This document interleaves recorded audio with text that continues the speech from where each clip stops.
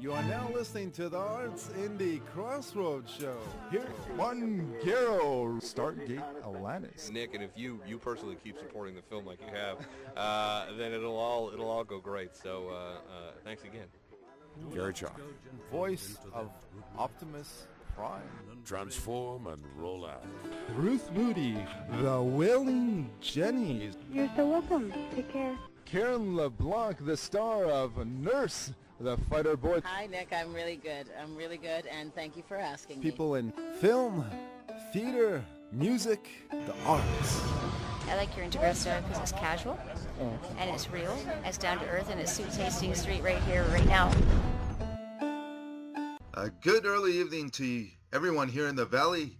You're listening to Civil Radio 101.7 FM, broadcasting to the Fraser Valley from the UFV Abbotsford campus on the traditional and unceded territory of the Stolo people. Yes, you're listening to the Artsindy Crossroads show, broadcast in the Fraser Valley, as well as Coquitlam, parts of Delta, Langley, and Burnaby. And what a treat I have for you, listeners, on the show this week. We have an interview with Comedian of the Year 2018, Variety Act of the Year 2017, magician comedian Wes Barker, who actually performed this past Friday in the Valley. And then you're going to hear an interview with Busker down on Broadway and Commercial out in Vancouver. Let's see what we can line up next week. Got the phone line happening. So I want to arrange some interviews. Going to email a few people and see who will have time this weekend to do some interviews. I think I'm going to get Maddie Granger from the Granger Brothers because they're going to start up. Yeah. Charlie the Clown. Yeah, really looking forward to that coming out, as well as a lot of people, and it's going to come back in a big way. There was a lot of potential for when they first brought this out, but now they've got some more people on the team and been working on it. Yeah, it's going to be big. There's just that kind of feeling you get about certain projects, and looking forward to that. And getting a chance to talk with Maddie or his brother Mike. We'll see. So why don't we get started right now? This is an interview with Wes Barker. Check out Wes Barker's website, wesbarker.ca, for upcoming events. Listeners, right now we are on the line with alumni from the Fraser Valley. Actually played on the basketball team here at the university, Wes Barker. Yeah, And crowd goes crazy. three-pointer. Yeah, I did a lot of sitting on the bench on the team, but definitely got to be involved. Variety of Performer of the Year for 2017 and Comedian of the Year for 2018. Wes has performed all over the world, both live and on TV. Most recently appeared on Penn and Teller, Fool Us, America's Got Talent, Wizard Wars, and MTV's Greatest Party Stories Ever. Yeah, thanks again, Wes, for taking the time out of your busy schedule to do this interview. Happy to be here. Yeah, I'm looking forward to Friday, that's for sure. I mean, I got a whole new hour worth of material that I haven't shown anyone yet, and I'm really excited to let out these new stories and these new tricks and get them on stage. I'm going to be filming on Friday as well, so I'm going to hopefully release a couple of these tricks on YouTube maybe after as well. So I'm really pumped with that. It's going to be exciting. What time does the show start? 7:30. This event has already happened last Friday, October 26th, and that's at the what's called the Hub International Theater, but it's put on by the Chilliwack Cultural Center. So yeah, it's pretty easy to find me. If you type Wes and Chilliwack and Magic into Google, it's going to take you to the right spot. So you hear that, listeners? Just type in Wes, Google Wes, Magic, and Chilliwack, and you'll get...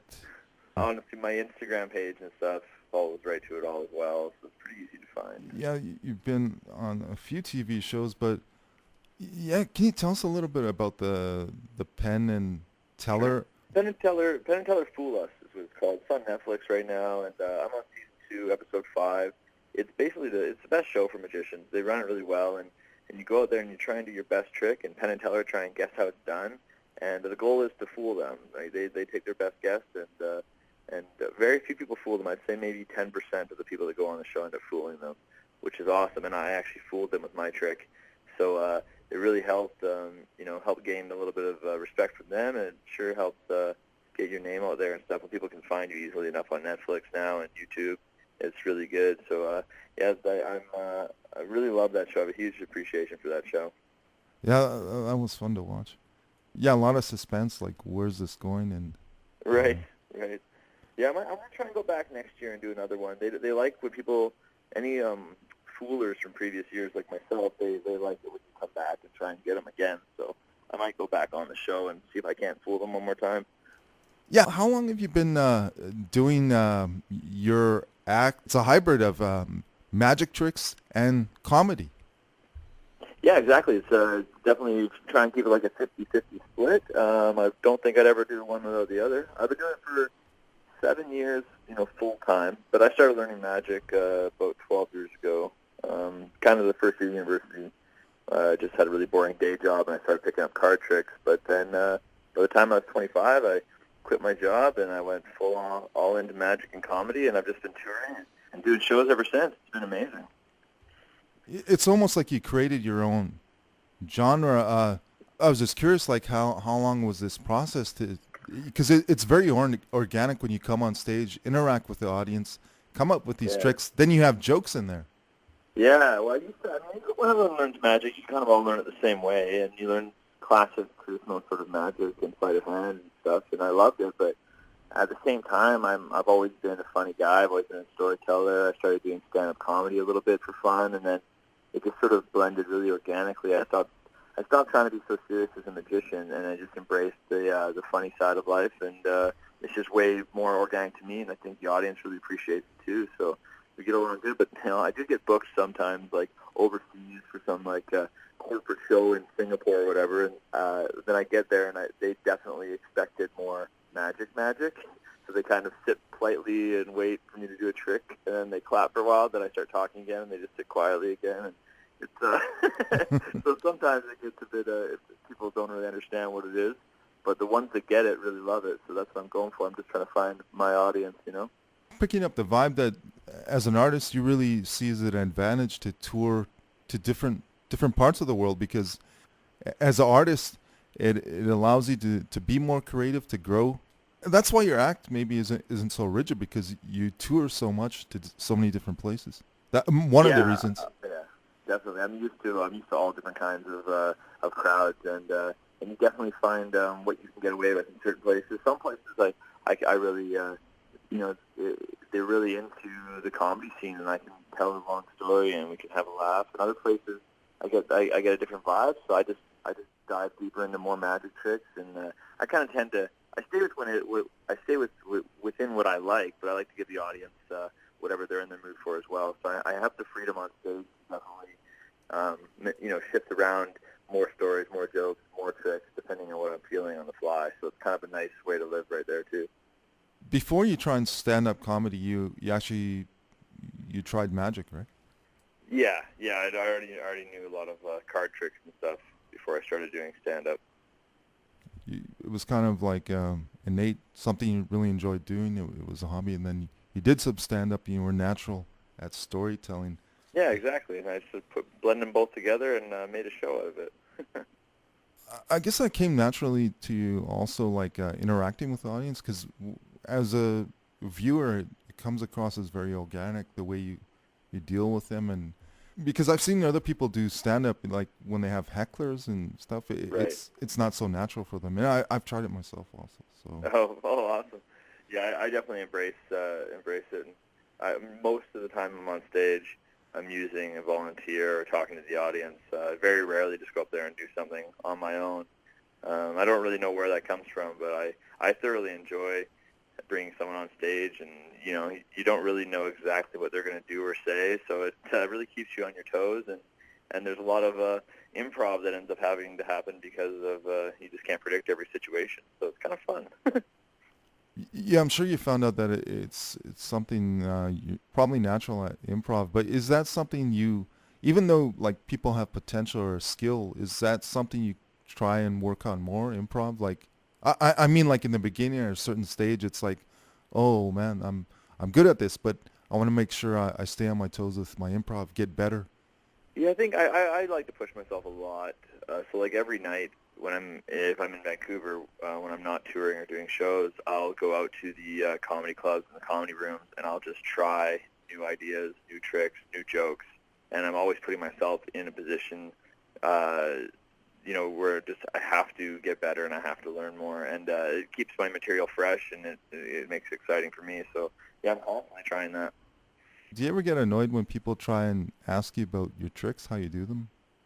No, I don't mind. It's a natural thing. Like, people want to know. I mean, that's how I started. I wanted to know. I saw David Blaine on TV, and I had to know. So I started researching and stuff. So when people ask me, I don't mind. I even tell people, one-on-one, if they want to learn a trick, I'll tell them like a starter trick and kind of get them into it. There's no harm in that. I think it's just how they appreciate magic. People like won't let it go, and I'm like, hey man, I'm not going to tell you my greatest secret just because you asked, so you got to let that go. But if you want to learn something, yeah, I'm always happy to teach someone like a card trick right away, and just to get them started. Yeah, I'm not going to put you on the spot and ask you your secrets, but like it's like the $20 bill goes missing out of the purse, and it shows up in the lemon, and then you make a joke there. Actually, before you find it in the lemon, you ask the girl to look in her bra. So that was hilarious. Oh yeah, just extra stuff like that. It's always fun. I just want to see what they do. Sometimes they don't check. Sometimes they do check. Sometimes they tell me to piss off, and I love it. No matter what they say or what I do, it's just really fun to have that interaction. Because the trick without it is still fine, but it's nice to have that funny moment before.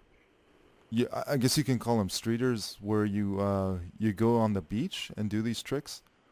Is that a whole totally different kind of approach? Like, maybe I can say a skill set when you're getting ready for your performance, say, like this Friday, but when you're going out there and you don't know what to expect from different people.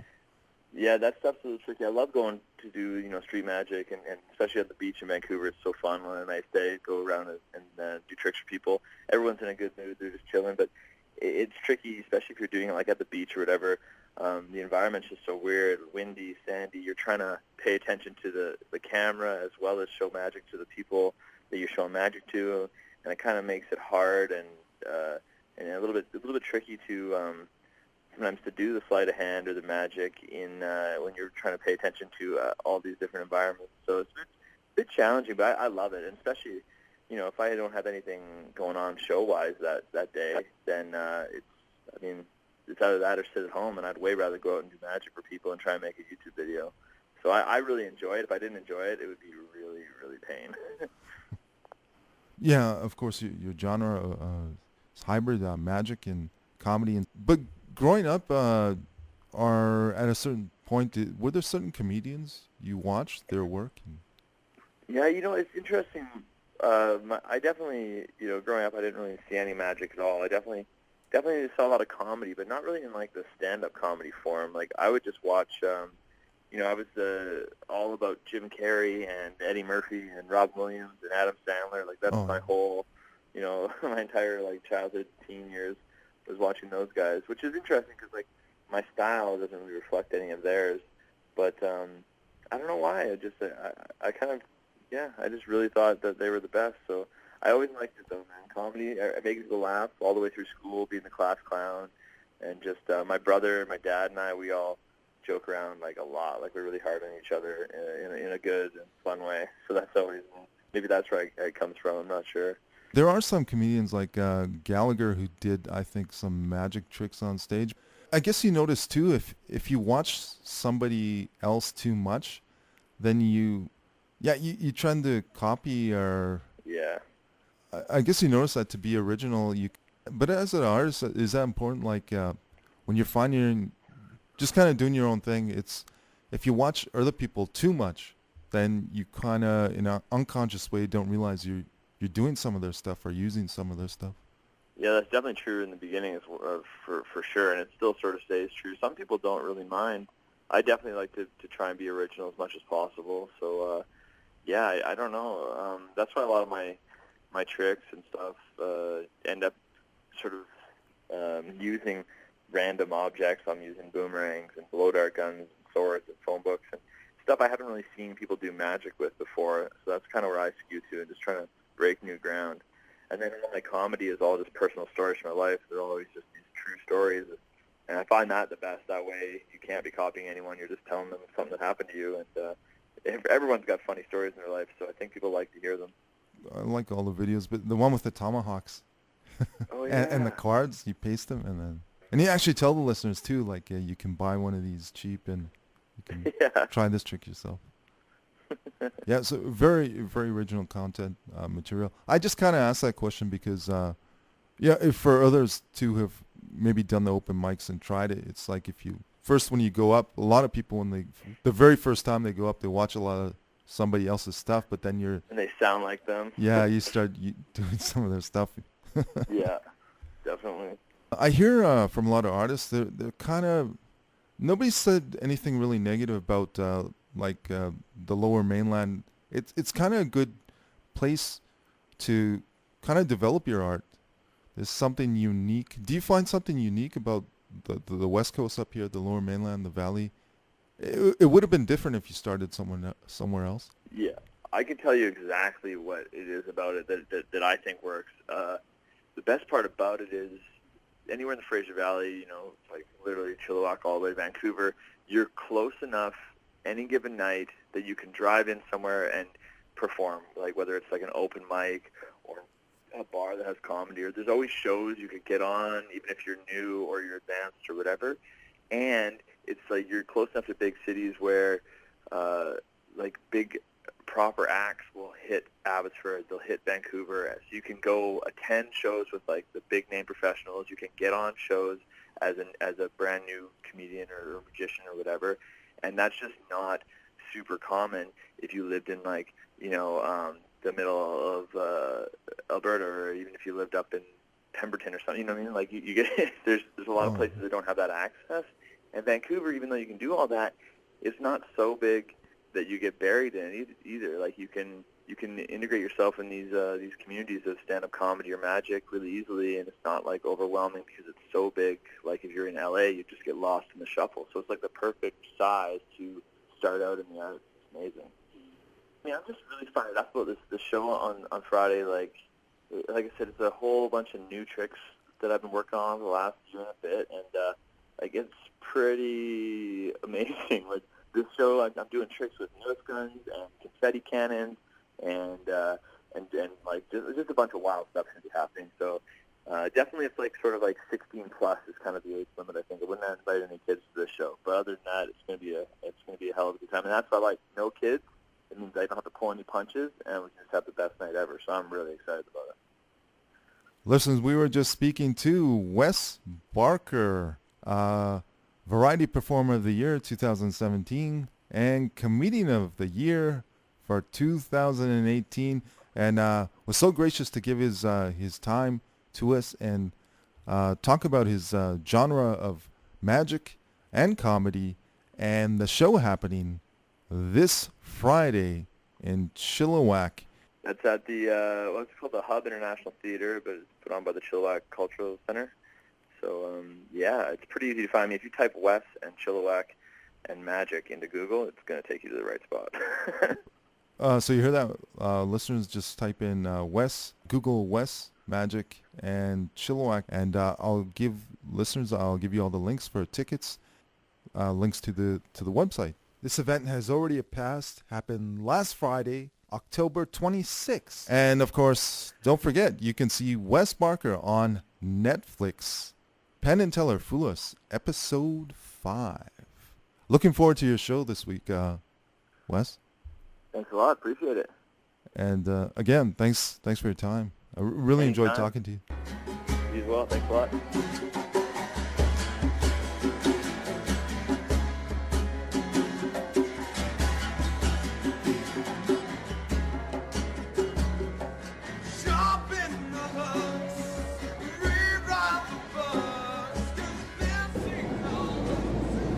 Right now we are here with a band, the band, Mile Way, that plays here at the corner, the very busy corner, Commercial and Broadway, right by the 99 bus, the center, the hub of the arts community here in Vancouver. We're speaking here with bass, lead guitar, Ben, and drums, Graham, and vocal guitar, Russell. How you guys doing? And thanks for taking the time to do this interview. I mean, a lot of people come here, probably the biggest part of town. Actually, one of the busiest intersections in Canada, Commercial and Broadway. It's a hub station for the entire TransLink, so you have tons of foot traffic going through here. You know, I've heard the stories of people coming here to catch, here the 99 just came, the 99 bus, and famous bus, people lining up to get on. But I've heard of stories of people missing their first or second bus to hear you guys play, and going down to North Burnaby. We have the Millennium line here, and then the main Expo line. And I don't mean to put this burden on you, but you guys kind of cause this backup of traffic because people want to hear you play. Then, Well, it's actually how I met one of my best friends in Vancouver. Was, you know, they just kept on missing the bus. But yeah, we'll get a few people, you know, kind of straggling behind where they could be grabbing the bus. And, you know, there's a few times where we'll have like a big semicircle around us, which is, you know, quite crazy because, you know, we're just busking. But yeah, it's pretty fun. It's pretty cool. We play here so often now that people almost expect us to be here, so they'll just come, and if we're not here, they're like, where are they? And then we'll show up, and they'll be, oh, there they are, good. So I think we're kind of like a comfort for people. People say when they're coming home from work that they just like to hear us, just it makes their day that much better. So it's nice to be able to do that for them. We got crazy fans, groupies. We're just we're with the whole 9 yards right here. No. For the listeners, that is a shoot. I've seen some of the girls come by and say, "Well, sorry, I'm out of change. You guys are really good," but I just wanted to say that. And there's some other stories we won't get into. Stories that involve phone numbers, the whole. Yeah, there's, again, like Ben said, the whole 9 yards. It's pretty crazy what you see on Commercial Drive and Broadway. You guys have been here for 6 months. How'd you guys get together? How'd you guys meet each other? Well, that's kind of a long story, but to put it into a nutshell, I guess Graham and Ben, they're brothers, and they were heading off to Kings of Leon, I guess. Well, they released us from the zoo. Yeah. They released us from the zoo, and we ran into Russell on our rampage. Yeah. Basically, what happened was they were heading off to a concert, and they saw me and just thought I was all right and threw me a buck. I was busking here. And later on, I guess maybe a week or so later, they went and got their guitar and their drum, and they were about 20 feet away from me, and we kind of gave each other the look, you know, hey man, what are you doing? You're on my turf. You're on my property. And we ended up playing the same song at the same time. So then we kind of figured we better wave each other over and play together, and that's about it. Yeah. Well, magic after that just fell into place. Yep, and we frequently give away cigarettes to people. Don't on the be street. telling people that. Oh, no. Don't. $1 each. $1 each. $1 Jamming. We'll have a bunch of people who either ask to play our instruments, and they either bore us or blow us away, or they'll actually bring their own instruments. We'll have a few people come in, and we've had sitars sometimes. A saxophone player keeps on coming back. He's really great. Oh, I've seen him. I thought he was a regular, but he was just a guy. Well, he comes around once in a while. We share the same name, Russell, and it's actually pretty funny. The same kind of deal. We ended up meeting each other here. And yeah, he comes in once in a while. And it's a lot of fun to play with him. For some reason, you remind me so much of Chad Kruger. When you really hit those notes, when you're really into your groove, who were your influences when you started off right now? Back in the day, yeah, definitely when Silver Side Up, I listened to it a bit. My biggest influences were Nirvana. Probably the biggest one right now is Foo Fighters. Seether back in the day with Disclaimer 2. That's off the top of my head. That's probably a good few. Stained, a bunch of like the 90s, late 90s rock and stuff like that. I was really into Korn and stuff like that as well. But you know, my range has definitely grown quite a bit. City and Color as well, like that kind of music as well. It's just kind of a whole different path for me. This is kind of a dirty word because a lot of musicians aren't comfortable being asked this question, but you know, pigeonholed in a certain genre. But how would you classify your genre of music? We're usually general about it, and we just say rock.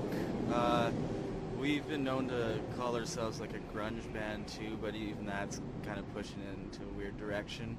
So being vague and just saying rock kind of allows us to be open about what we're going to do, because we always have new experiences and want to write new types of music and get into new things. So we don't like to pigeonhole ourselves even by doing that, because it'll restrict us, but we're definitely a rock band. It can get heavy sometimes, but also can be upbeat and light. So. Well, yeah, one thing that's really funny with us, like, we're writing quite a bit, and you know, some songs I'll get to scream my balls off, or everyone pretty much just, you know, balls are flying everywhere. And other songs, you know, we play the piano, it's very mellow and stuff like that. We can cut that out and you know, whatever. Yeah, no, it's great. It's very easy to define ourselves as rock because you know, so many people hide behind that word. As of right now, if you were trying to like really get in on it, you'd have to make up a new word, and that's very what's the word for that? It's very arrogant to say that, but pretentious. Yeah, I was gonna say, and I think that's a lot of people nowadays really play similar music, but they don't really know what to call it. So it'll be interesting to see what they name us in 5 years. We try to be a broad audience, like draw people that are young, people that are old. Like we're not trying to aim for just the cool kids or the punks or whoever. Like we want to party and have a good time, and I hope everybody likes to do that. And we see the odd person that kind of wants to shut us down, but we keep going. We're not in a box, I don't think. We keep it open. Playing on the street here is good because we get like little kids running up to us and like clapping and jumping around, and we get old people coming up and they're really into it too, because we can play everything from like Elvis to, I don't know, Nickelback, Tool. Yeah, Tool's a good one. Yeah. So we really like to diversify our music. It's very inclusive. The listeners, the people coming here and are really getting into your music. Well, we're at the center. It's everybody comes through Broadway and commercial. That's half the show right there. Is, you know, we get to the person and the people to interact with, and that just kind of brings out a different part of us that, you know, when we're playing in the jam studio, we don't really necessarily get.